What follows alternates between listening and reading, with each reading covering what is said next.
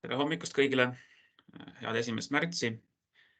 Täna siis tutvustame omavalitsuste küsitluse seminari 2 ankeeti, planeerimise, ehituse, energeetika ning liikuvuse ankeete. Mina olen Andreas Väljas, olen minu omavalitsuse projekti andmehaldur. Seminaril siis kõigepealt teen sellise üldise tutvustuse, et mis keskkonnas ja kuidas seda küsitlust täita saab.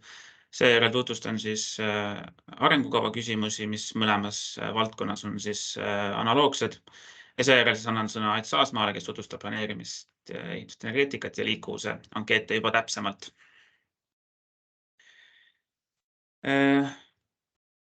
Aga kõigepealt siis näitan siis üldiselt, kuidas see seminar välja näeb. Ja kui teil on, ütlen selle ka, et kui teil on küsimusi või midagi, siis andke käega märku või kirjutage chati. Nii. Kui avate selle lingi, mille teile siis 15.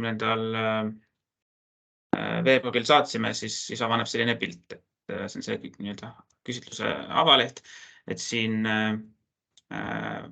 vasakul ees on selline tutvustav tekst ja siin on siis info siis selle kasti all on siis link minu omavalitsuse lehele, kus me siis koondame sellist abistavat infot või täiendavat infot küsitluse kohta. Lisaks tulevad siia siis ka salvestuse lingid, kui seminar on toimunud.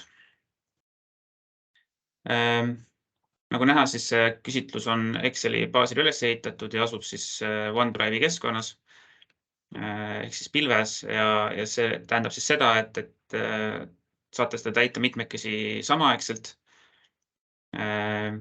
ja ka seda, et siis kõik muudatused salvestuvad automaatselt, et midagi eraldi vajutama ei pea, et salvestada, vaid kõik muudatused salvestuvad automaatselt ja lisaks siis salvestuvad ka nii-öelda vaheversioonid, ehk siis kui peaks midagi ära kaduma kellelgi, siis võtke minuga ühendust, et tõenäoliselt saame selle taastada.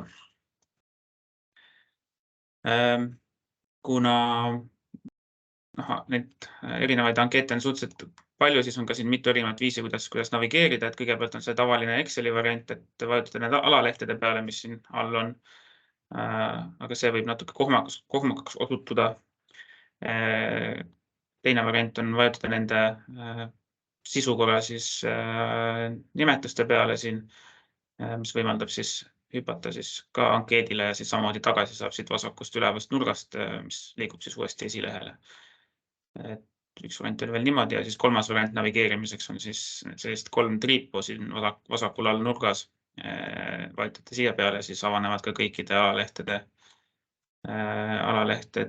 nii-öelda pealkirjad või lingid ja saab ka vajutada siia peale ja liikuda siis ka suhteliselt mugavalt. Aga nüüd siis ankeetidest juba konkreetsemalt, et kui avada siis ankeet, siis avaneb selline pilt, et kõigepealt siin vasakul on küsimuse number, seejärel siis küsimus, siis vastuse veerg, sellele järgneb siis eelmise korra vastus ja viimaks siis selgitus, et see siis on selline, siia on siis välja toodud siis küsimuse siis täiendavad selgitused vastavalt vajadusele, et kui me oleme näinud, et mõni küsimus saab täiendavat informatsiooni, siis me oleme selle siia kirjutanud, et lihtsalt need küsimused liiga pikaks ei läheks. Muudatusi saab teha ainult siia vastuse veergu, et mujale ta ei luba midagi sisestada. Seega ei pea muretsema sellepärast, et kogemata näiteks küsimust ära kustutate või midagi muudate. Küsimusi tuleb siis lugeda, küsimused tuleb hoolikalt läbi lugeda ja vastus siis sisestada siia vastuse veergu. Osad vastustel on ka valikvastused, et sellele viitab siis see nool siin üleval paremal või siis see hoiatustekst, mis siin on, et ta midagi muud siia sisestada ei luba, et siis ta ütleb kohe sellise veateate. Aga ta näitab ka, kuidas siin ilusti saab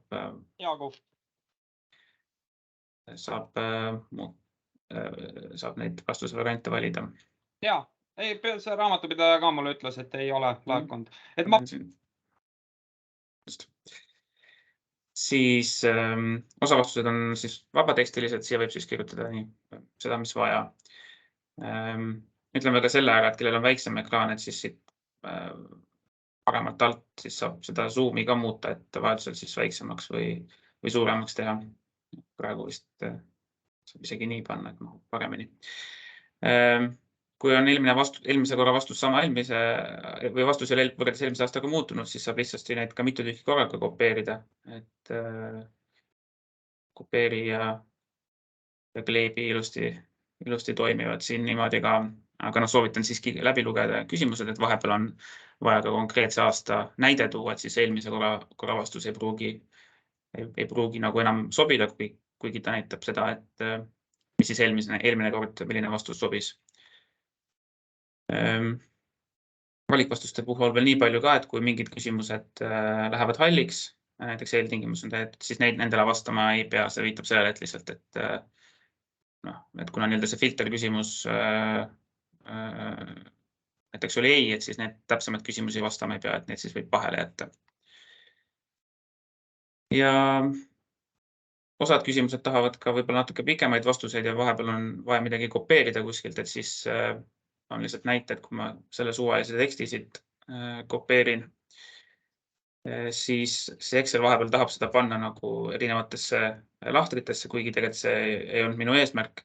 Et siis selle vastu saab siis nii, et kui teha topeltlõps näiteks ja siis vajutada Ctrl+V, et siis saab selle ühte lahtrisse kõik selle teksti. Teine variant on siis samamoodi siis kleepida siia siis valemi tekstile või valemi ribale, et vajutada siia peale ja siis saab nagu ühte lahtrisse kõik kogu teksti panna. Ja kui olete lõppu jõudnud, siis on sellised 3 standardset küsimust, et muude kommentaaride lahter, et siia, kui tahate näiteks mõnda küsimust või vastust selgitada, siis võite siia kirjutada. Eelviimane küsimus on siis kontakt, et kirjutage siis siia ankeedi täitja kontakt, et siis vajadusel saame siis täpsustavaid või kui on täpsustavaid küsimusi, siis vajadusel saame otseühendust võtta. Ja viimaks, kui olete valmis saanud, siis märkige siia siis, et see küsimustik on täidetud. See siis on selline indikatiivne näitaja, et see muutub ka siin esilehel, et see ei muutub jahiks. Siin ees seda teha ei saa, vaid see tulebki teha ainult selles ankeedis. Selle järgi siis, kui saan ka mina näiteks aru, et kui kõik ankeedid on täidetuks märgitud, et te olete siis ankeedide täitmisega lõpetanud. Samas ütlen ka seda, et see on selline indikatiivne, et kui te selle täidetuks märgite, et see ei tähenda, et see siis lukku läheb. Et kuna küsitluse täitmise tähtaeg on 17. märts, et kuni selle ajani võib julgelt ka pärast seda muudatusi teha, kui te olete täidetuks märkinud, et enne neid andmeid siit ära võtma ei hakka. Postituse teie koostöövalmidus. Ja ega siis rohkem vist sellist üldist korralduslikku poolt rohkem vist midagi rääkida ei ole, et kas teil on selle kohta ankeedi sellise üldise ülesehituse kohta küsimusi? Kui ei ole, siis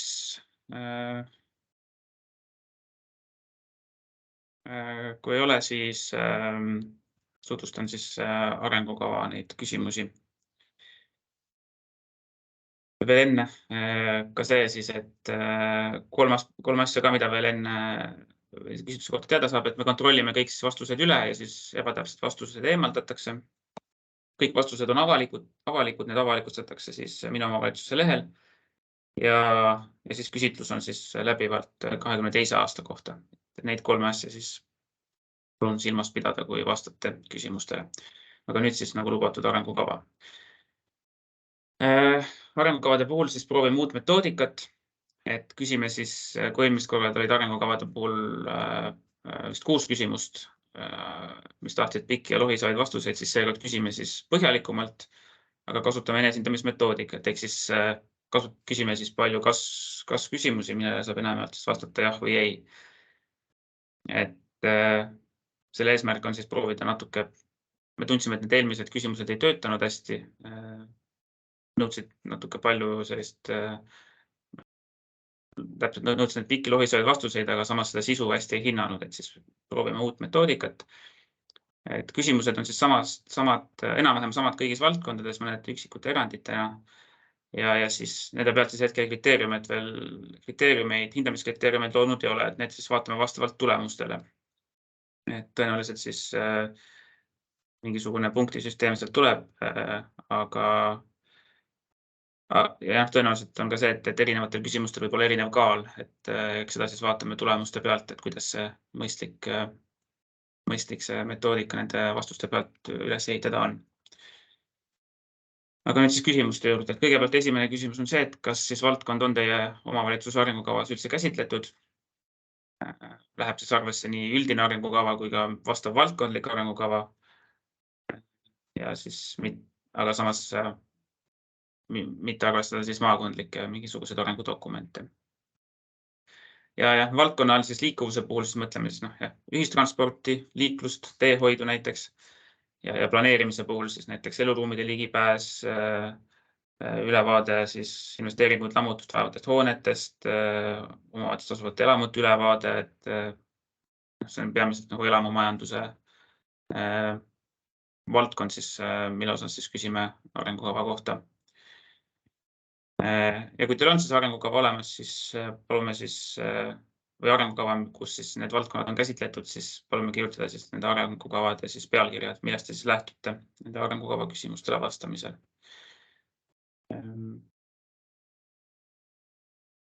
Seejärel küsime küsimus 3 siis, et kas kasutasite arengukava koostamisel valdkondlike probleemide tuvastamiseks avalikku statistikat, näiteks ehitusregistri statistikat, TTJA mingisuguseid andmeid, Transpordiameti andmeid, Statistikaameti andmeid. See võib olla ka muu statistikat, need on lihtsalt näited. Siis saate vastata siis jah, ei või ei ole teada. See ei ole teada vastuse variant on lihtsalt selleks, et kui tõesti on näiteks arengukava, näiteks valdkondlik arengukava ammu koostatud, et ei ole enam teada, inimesed on vahetunud näiteks või ei ole lihtsalt teada, kuna see oli nii ammu, et mismoodi see arengukava koostamise protsess välja nägi tol ajal, siis saate vastata, et seda infot ei ole. Ja kui kasutasite avalikku statistikat, siis küsimus 4 küsib täpsemalt, et kas olete arengukavas või selle koostamisel ennast nende andmete põhjal võrrelnud teiste omavalitsustega, tuvastada valdkonnas probleeme, mahajäämusi või miks mitte ka neid kohti, kus te olete siis eesrindlikumad võrreldes teistega. See võrdlus võib olla kas näiteks maakonnas, Eesti keskmisega, sarnaste omavalitsustega, teiste riikide omavalitsustega ja muu selline. Seejärel küsimus 5, mis on siis ainult liikuvuse valdkonnas, et kas arengukava koostamise raames analüüsiti valdkonna teenuste kättesaadavust ja paiknevust omavalitsuse erinevates piirkondades, et siis näiteks ühistranspordi kättesaadavust või mingil määral võib seda teedevõrku puudutada. Et see teenuse kättesaadavuse hindamine on ka selline laiem, et see võib olla nii ruumiline, näiteks kui kaugel need teenused elanikest on, et füüsiline, kas need teenused on ligipääsetavad kõigile, või ka näiteks ajaline, näiteks, et kas ühistransport sõidab nagu õigetel aegadel. Ja saab siis ka vastata siis jah, ei või ei ole teada. Ja kuna planeerimise, ehituse ja energeetika valdkonnas seda küsimust ei ole, siis edaspidi siis lihtsalt infoks, et küsimuse numbrid on siis ühe võrra nihkes, et lähtun siis liikuvuse küsimuse numbritest. Küsimus 6. Kas arengukavas on valdkonna kohta sõnastatud strateegilised eesmärgid, mida arengukava perioodi jooksul saavutada? Et strateegilise eesmärgi all siis mõtleme selliseid suuremaid eesmärke, soovitud muutusi, mõjus, mida omavalitsus soovib arengukava perioodi lõpuks saavutada.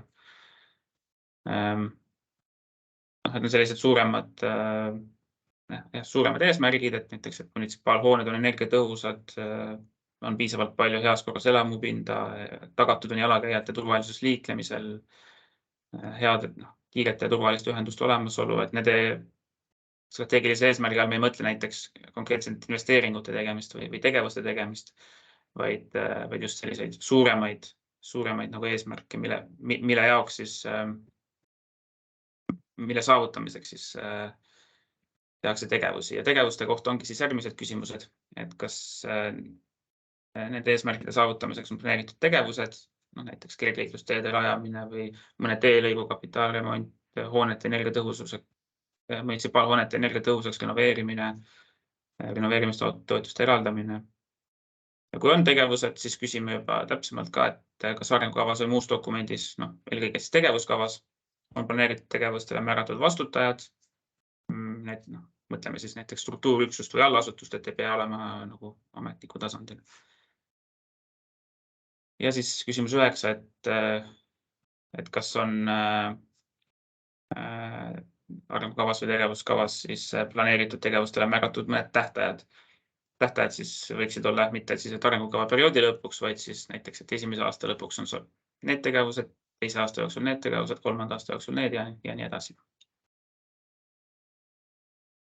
Siis küsimus 10. Kas valdkonna eesmärkide toetamiseks on seatud mõõdetavad indikaatorid, tulemusnäitajad ja või mõjuindikaatorid, mis näitavad arengukavas seatud eesmärkide täitmise tulemuslikkust.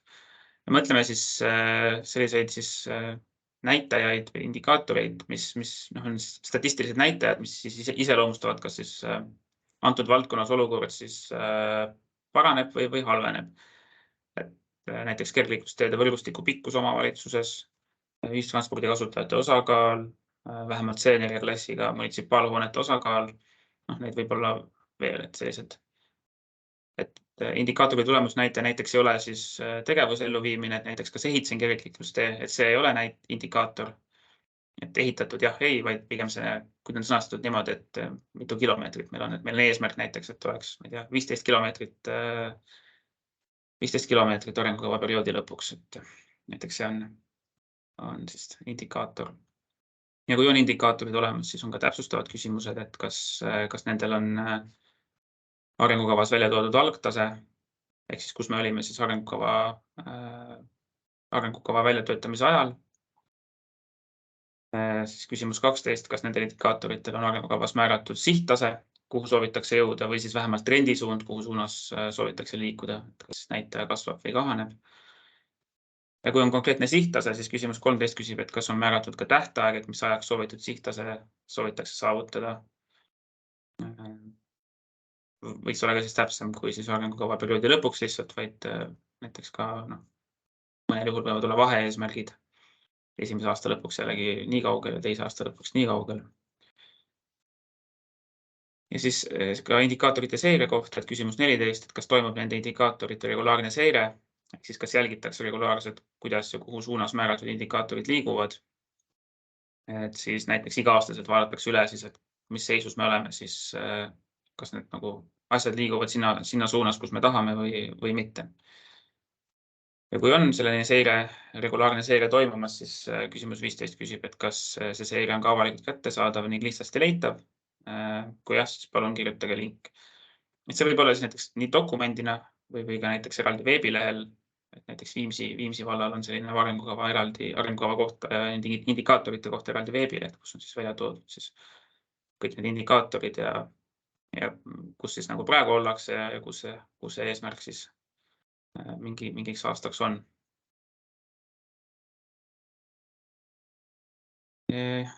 Seejärel küsime siis küsimus 16, et kas arengukavas püstitatud eesmärkide seadmisel analüüsiti või lähtuti riiklikest eesmärkidest. Näiteks siis transpordi liikuvuse arengukava või energiamajanduse arengukava. Et võib olla ka mõne varasema riikliku dokumendiga seotud, et need on siin lihtsalt näited. Ja kui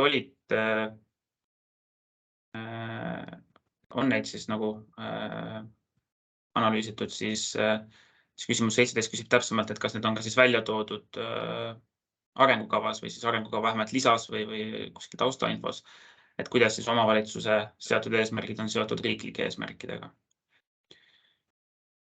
Ehk siis esimese puhul siis lihtsalt kas analüüsiti arengukava tegemisel ja teine siis, kui analüüsiti, kas see on ka siis välja toodud siis lõplikus arengukavas. Küsimus 18 ja 19 on tegelikult sama analoogsed, aga siis maakondliku arengustrateegia eesmärkide kohta. Samamoodi, et kas arvestati arengukavas siis arengukava koostamisel nendega ja siis kas on jällegi välja toodud. Ja siin saab ka vastata seda, et see valdkond ei ole siis maakondlikus arengustrateegias käsitletud. Ja siis viimased küsimused arengukavade kohta, et kas arengukavas on planeeritud valdkonnas ühiseid tegevusi teiste omavalitsustega. Kui jah, siis on hästi. Kui ei ole planeeritud, siis küsitakse täpsemalt, et kas siis vähemalt arengukava väljatöötamisel analüüsiti nende tegevuste elluviimist. Ehk siis näiteks alternatiivina, et analüüsiti, aga leiti, et ei olnud mõistlik. Et siis see tähendab seda, et ei pea siis olema planeeritud lõplikus arengukavasse tegevusi, vaid siis lihtsalt, et see analüüsi või arengukava väljatöötamise raames siis analüüsiti neid võimalusi koostööks siis teiste omavalitsustega. Nii, sellega on siis arengukava küsimustega kõik. Kas teil on nende kohta mingeid täpsustavaid küsimusi?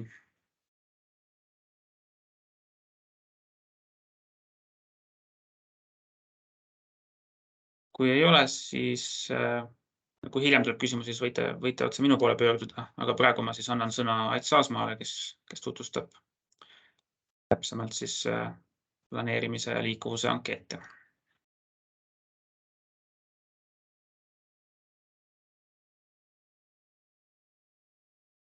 Tervist, kas on näha?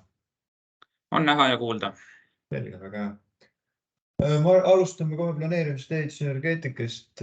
Seal on küsitluse pool lühike võrreldes liikuvusega, et selle saame kiirelt üle käia ja siis jõuame liikuvuse peale. Esmalt, mida me teada soovime. Kõigepealt me küsime siis elamumajandust reguleerivate õigusaktide ja KOV-toetuste elamute korrastamise kohta. Kas teie omavalitsusel on munitsipaal- või sotsiaaleluruume?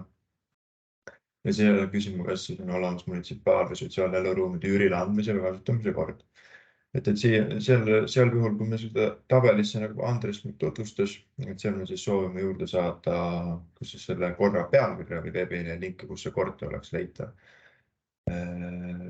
Need siis mõjutavad siis kriteeriumit elamumajandust reguleerivad õigusaktid.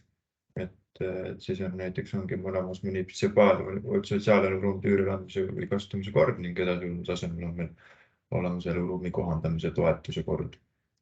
Ja siis on ka eraldi kriteerium omavalitsuse toetus siis elamute korrastamiseks. Ja mille alusel me siis küsime, kas teie omavalitsus on kodestatud kord, mille alusel toetaks korteriühistuid ja eraisikuid eluruumide ning hoonete korrastamisel. Et siin on hunnik näiteid toodud, mis hoonete korrastamine endas hõlmab. Ehk siis, kui on mingisugused konkreetsed toetused, mis on konkreetselt suunatud nendele näidetele, siis võib öelda selle näidetuks lugeda. Et see näiteks ongi tuleohutuse parandamine, elamumajanduse parandamine ja muu selle rattaparkla hoid ja prügimaja rajamine. Et soovime sinna lahterilt saada siis seda toetuse korra pealkirja või veebilinki. Ja seejärel me küsime ka siis seda eraldada korteriühistute eraisikutele toetuse eluruumide ja hoonete korrastamiseks. Siis soovime saada näidet vähemalt ühest konkreetsest toetusest, mida siis on väljastatud. Seejärel me küsime planeerimise valdkonna spetsialisti kohta. Küsime siis selle, kas teie planeerimise valdkonna spetsialist vastab planeerimisseaduses siis planeeringu koostajale ja planeerijale seatud nõuetele, mis tähendab asjakohase eriala kõrgharidus ja piisava töökogemusega ja vastava kutsega siis isik, mis on planeerimisseaduses paragrahv 4 nõutud. Ja kui jah, siis palun nimetage vastav ametikoht. Mõjutab siis planeerimise valdkonna spetsialist olemasolu ja vastab siis planeerimisseaduse edasine tasemel ja vastab planeerimisseaduses nõutule. Seejärel me küsime valdkonnas siin planeerimises teabe avalikustamisest. Kas teie omavalitsuse kodulehel on teavet selle kohta, kuidas järgnevad siis valdkonnad reguleeritud ja korraldatud ja kirjutage siis nende valdkondade järel juurde asjakohane veebilink, kus see info oleks leitav. Et küsime siis ehitustegevuse, planeerimistegevuse, maakondliku toimingute, soojusmajanduse ja elamumajanduse kohta. Et siin nende juurde kõige olulisem ongi need lingid, et me ise saaksime üle vaadata, et oleks siis kinnitatavad ja pärast siis üle vaadata. See on siis valdkonna info kodulehel olemine, kõige kriteerium siis millise valdkonna info kodulehel ja valdkonna teavamuse avalikust omavalitsuse kodulehel. Et sellised 5 valdkonda, mida me seal võdame. ja sisuliselt ongi see omavalitsuse poolne info küsimine sellega põhimõtteliselt läbi ja Andres tutvustas, et on veel 3 küsimust, et kui soovite omavalitsuse poolt midagi veel täiendada, siis märkige sinna lahtrisse, kus on küsitud ja siis on kontaktinfo ja küsimustega täidetud. Kas nende küsimustega seonduvalt on mingisuguseid täiendavaid küsimusi?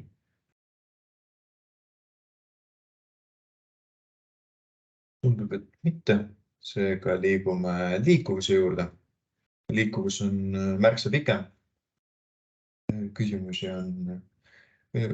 Küsimusi üldiselt on erinevaid variante on seda 70 kanti, aga nii-öelda arengukavadest on käsitletud juba 20 tükki, siis lähme kohe siis teehoiukava ja teehoiu eeskirja või kava juurde. Siis kokku tuleb erinevaid nii-öelda küsimusi vast natuke vähem kui 40, kuna vastuse variante on mitmeid. Kas volikogu kehtestanud teehoiu eeskirja või kava? Kui jah, siis kirjutatakse eeskirja või kava pealkiri. Näiteks on näitena ongi Järva valla teehoiu kava, mis kehtib 2022 kuni 2027. Et eks siis üpris lihtne küsimus ja siis me küsime edasi, et kas siis kehtestatud teehoiu eeskirjas on seatud nõuded tänavate teed, sõiduteede, kõnniteede ning jalgrattateede ja muu sellise hooldamiseks. Jah, siis palun tooge sellest teehoiu eeskirjast konkreetselt vähe näide tuua, et kuidas see väljendub. Selge, siis me lähme edasi ühistranspordi korralduse ja nõuete juurde. See on natuke spetsiifilisem, võib-olla natuke keerulisem, aga siin ongi näited on päris mitmeid toodud, mida me siis tegelikult siin küsime. Esmalt me uurime ja küsime, et kas teie omavalitsus korraldab ise ühistransporti lisaks maakondlikule ühistranspordikeskusele. Näiteks hangib erafirmalt, pakub ise teenust, hangib lisaks ise läbi ühistranspordikeskuse.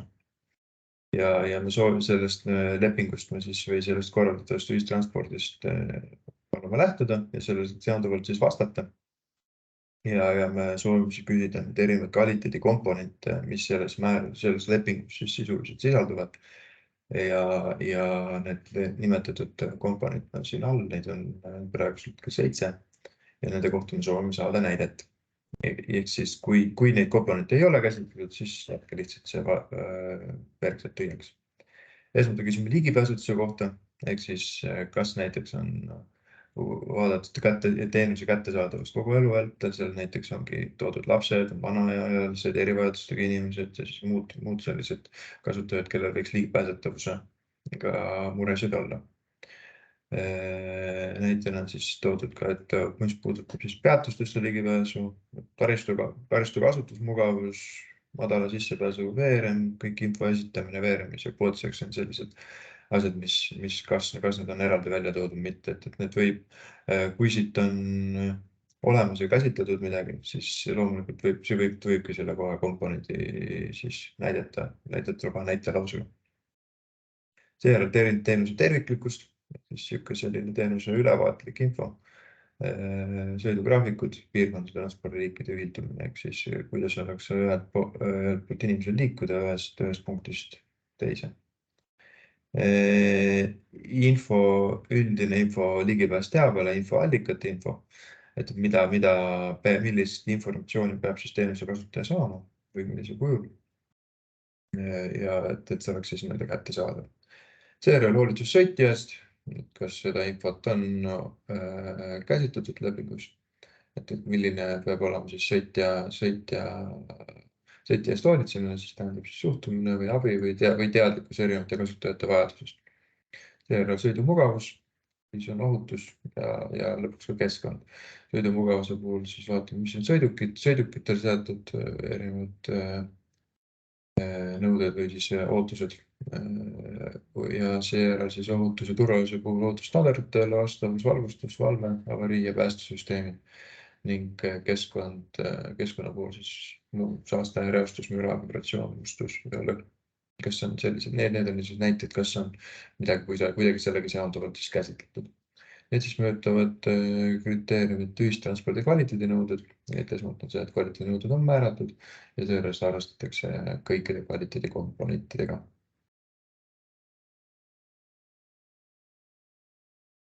seejärel tuleb liiklus- või teehoiukomisjon. Kas teie omavalitsus on olemas kohalik liiklus- või teehoiukomisjon? Seejärel soovime. Ehk siis võib ka olla teise mingisuguse komisjoni käsitleva komisjoni osa. Kui jah, siis kirjutage siia selle komisjoni nimetus või kergliiklusteede arendamise, näiteks on kergliiklusteede arendamise komisjon. Kas on olemas kohalik komisjon, mis tegeleb liikuvuse teemadega ja kas on olemas kohalik komisjon, mis tegeleb liiklusohutuse teemadega. Siin on praegu kriteerium on ligipääsetav, ka kriteerium hõlmab ka komisjoni olemas, mis nagu käsitleb lisaks nende liiklusohutuse ja liikuvusele ka ligipääsetavust. Siis seda me küsime eraldi ligipääsetavuse all. Tundub, et vahepeal on ka tulnud üks küsimus, Teet tahab vist küsida. Jah, et Tallinna strateegiakeskuses mul tekkis eelmise kvaliteedi näitajatega selline küsimus, et kuna meil on igasugused nõuded tulenevalt Euroopa Liidu õigusest ja Eesti õigusest, kas siis tuleks märkida need, mille osas kohaliku omavalitsus on kehtestanud oma nõuded, mis lähevad siis nii-öelda üldistest nõuetest karmimaks. Et näiteks siin võime siis tuua, näiteks kui siin on viimane oli see keskkonna nii-öelda näitajad, siis meil on ju nii-öelda keskkonna näitajaid reguleerib eelkõige, kui sa bussi ehitad, siis bussil on mingid heitenõuded, on ju, et kas siis siin võime öelda, et me kasutame Euroopa Liidus lubatud busse, ehk siis see nõue on täidetud või siis peaksime siin midagi kirjutama, kui me lähme nii-öelda sellest baas Euroopa nõudest nõuame midagi paremat, midagi suuremat või kuidas seda käsitleda? Aitäh. Siin ma kindlasti, kui ma peaksin ise ütlema, siis ma vaatan, kas meil täna valdkondlik ekspert on meil tegelikult ka kohal. Tundub, et praegu hetkel ei ole, aga ma otseselt jään vastuse võlgu, aga ma täpsustan selle, saadan selle vastuse laiali, aga kui ma peaksin arvama, siis kindlasti tänase küsimus, kui selline on koostatud selliselt, et ja siin on ka mõeldud seda, et kas need nõuded üldsegi on olemas, ehk siis kui need on dokumendis eraldi käsitletud ja need asjad nende kohta on tuua näide sellest siis mingisugusest määrusest või lepingust, mis on omavalitsusel endal tehtud, siis seda on siin mõeldud, eks see omavalitsuse enda poolne sätestus, võiks öelda. Tänan. Kui siin nüüd liiklusteehoiukomisjon sai ühele poole, siis läheme ka teede tänavate sulgemise teave juurde. Küsime, kas teede hoolduse sulgemise teave avaldatakse teie omavalitsuse kodulehel või kohalikus ajalehes.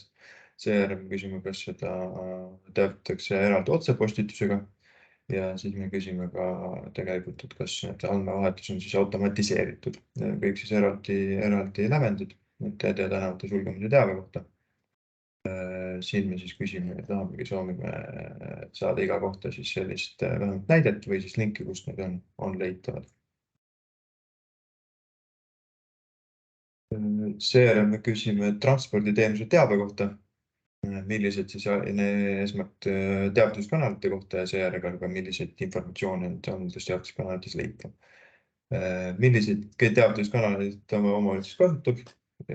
On siis omavalitsuse veebileht, mobiililahendused, kohalik ajakirjandus, reaalajatablood või mingi muu, palun võime näide. Seejärel me küsime sarnasel meetodil ka informatsiooni, ühistransport, informatsioon, nõudepäev, informatsioon, koolitransport, sotsiaaltransport, informatsioon parkimisvõimaluste kohta rongipeatustes ja bussi sõlmpeatustes, taksoteenuste sõidujagamiste info ja siis ka muu mingisugune transpordi info, mida võiks avalikustada. Ja siis mõjutavad edasjõudu eeskujuliku taseme lävendeid transporditeenuse teabe kriteeriumis. Seejärel me küsime liikuvusuuringute kohta. Esmalt, kas siis on teie omavalitsus teinud või teeb liikuvusuuringuid. Palun siis pange see viimase uuringu või auditi pealkiri. Ja siis kirjutage juurde, kui polnud see aasta, millal see tehti. et mõjutab ütlus lihtsalt ühte kriteeriumit, liikuvusuuringut ja tehakse liikuvusuuringuid. Et liikuvusuuringuses on siis käsitletud, kuidas siis omavalitsus siis kellaajati erinevate meetoditega, kuidas siis mingisuguses punktis või mingisuguses piirkonnas liigutakse. Et see on siis sisuliselt, seda on siis sisuliselt siin mõeldud. Seejärel me küsime piirkondliku ühistranspordikeskuse kohta, täpsemalt, et kas siis tehakse koostööd, et kas omavalitsus teeb liinivõrgu planeerimise koostööd piirkondliku ühistranspordikeskusega. Ja selle jaoks me küsime ka näidet või siis kirjeldage siis seda koostööd lühidalt, et kuidas siis omavalitsus liinivõrgu planeerimisel koostööd tehakse. Samuti üks lävend on see, mida siin mõjutatakse piirkondliku ühistranspordikeskuse kriteeriumi edasi juurde. Seejärel me küsime suurlinnade kohta, et kui omavalitsus on suurlinn üle 10 000 elanikuga linn enda omavalitsuse piiril, siis me küsime, et kas see on olemas jalg- või tõukeratast ringlussüsteem ja siis palun kirjeldage seda süsteemi. Ja lisaks, et kas see aastal toimub laenutus või see süsteem toimub aastaringselt. Näiteks ongi see ringlussüsteemi kirjeldus, et korraldab erafirma või siis arvestame erafirma ja või siis omavalitsuse enda algatusi. Need siis mõjutud kriteeriumid jalgrattaringlusses just nii suurlinnas, et mujal see ei ole kuidagi kohustuslik, aga ei ole ka vaja. Liikuvus ja koolitransport. Kas teie omavalitsus on õpilasliinid ja või antakse õpilastele sõidusoodustusi? Seejärel küsimegi selle kohta konkreetset näidet, kirjeldust, määrust, link või midagi muud. Et õpilasliinide või siis õpilast sõidusoodustuste selle olemasolu tõendamiseks. Soodustusena siis läheb arvesse, kas kui kogu omavalitsus kehtib tasuta ühistransport. Siis mõjutab ühte kriteeriumit, ühte lävendit baastasemel koolitransport. Siis me küsime ka pargi ja reisi lahenduste kohta. Esmalt, et mitu rongipeatust teie omavalitsus on. Edasi ka, et kui paljudest teie omavalitsuse rongipeatust on rattaparkla, kui paljud neist on turvalised. Ehk siis turvaline rattaparkla on mingisugune lukustatav lahendus, siis tähendab meie erasektori poolt pakutud näiteks Bikekeep või siis näiteks lukustatav jalgratta parkimismaja, et mis iganes tehniliselt maal see on lahendatud, et või kelle poolt, et väga mõeldud on siin turvalist just rattaparklat, et seda võib sinna lukustada ja seda saab sinna sellist lahendust kasutada, mis siis võimaldab pärast kindlalt öelda, et see ratas on pärast siis alles. Kui paljudes teie omavalitsuse rongipeatustes on autoparkla, siis me küsime juurde, et kui palju on teil bussiliinide sõlmpeatuste omavalitsuses. Räägime, mis see sõlmpeatus tegelikult on, et see tähendab ümberistumisvõimalusega peatust või ala, kus siis liinid või teenused ja transpordiliigid on siis integreeritud. See tähendab, et see on nagu võimalik ühelt liinilt teisele ümber istuda. Ja seejärel me küsime jalgrattaparkla olemasolust bussiliinide sõlmpeatustes ja kui paljud neist on turvalised. Need siis mõjutavad pargi ja reisi kriteeriume eraldi. Seejärel me küsime nõudeveo lahenduste üle. Kas teie omavalitsus kasutatakse võrreldavalt kasustatud põhikondadesse teenindamiseks nõudeveo lahendusi? Ainult nõude peatustes olemasolus arvesse lähe, seda peab eraldi siis nagu saama ikkagi võimalik ka rakendada. Et siis nagu milliseid nõudeveo lahendusi siis kasutatakse. Ja kui vastasite, siis jah, siis kirjeldage just nimelt seda üreaastusel kasutavat nõudeveo lahendust. Ja viimase sisulise asjana me küsime siis teede ja tänavate teavitusi kohta, et millised võimalused on omavalitsuse elanikele toodud liikuvusega seotud probleemide teavitamiseks. Siis tarkasime mingit tarkvararakendust, veebivormi, telefoni või e-posti. Eelkõige on siis ühe kriteeriumiga, et kas meil on tagasiside võimalused siis omavalitsuse poolt loodud.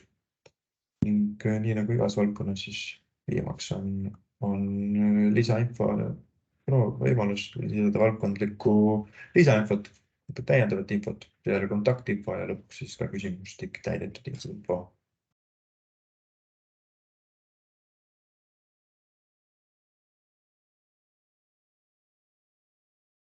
et vaata chatis on ka paar küsimust.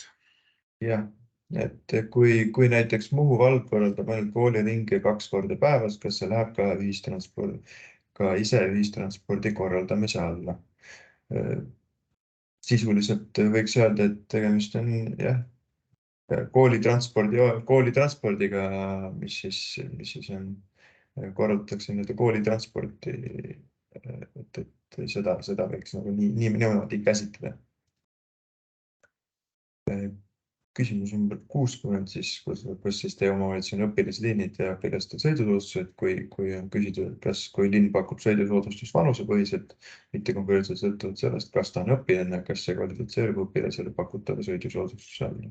No see on isegi võiks öelda, et veel üldisem siis, et kui ta on vanusepõhine, siis ta kindlasti, võiks öelda, on ka õpilasepõhine. Et võib-olla kõik vanused ei ole õpilased, aga tähendab, kõik õpilased kuuluvad nendesse, võiks öelda, et siis nendesse vanustesse, et eks siis jah, küsimus on jah, et sellega saab selle täidetud. Teedul on veel käsi püsti või sa soovid ka teed küsida?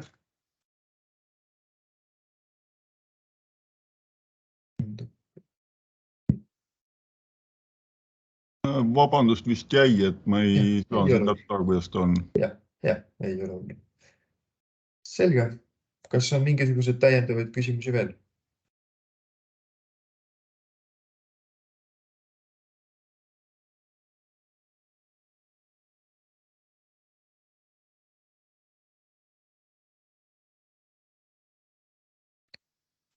Kui ei ole, siis meie poolt suur aitäh teile ja loomulikult suur aitäh, et te selle vaevaks võtate ja nendele küsimustele vastate. Et see on kindlasti väga suur töö ja loodetavasti on meil kõigist ka abiks või peaks ka olema sellest abist, et täna siis, kui need küsimustikule vastused kätte saame, siis juunikuus avalikustame need kõik andmed. Ja enne veel seda, siis vaatame need kõik asjad vastused üle ja teeme vajalikud päringud siis omavalitsusse, kui meil mingisuguseid lisaküsimusi peaks tekkima. Kindlasti edu teile nende küsimustike täitmisel ja veel kord aitäh, et võtate vaevaks.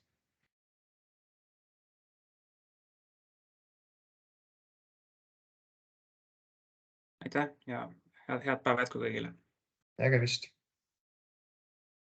Aitäh, nägemist.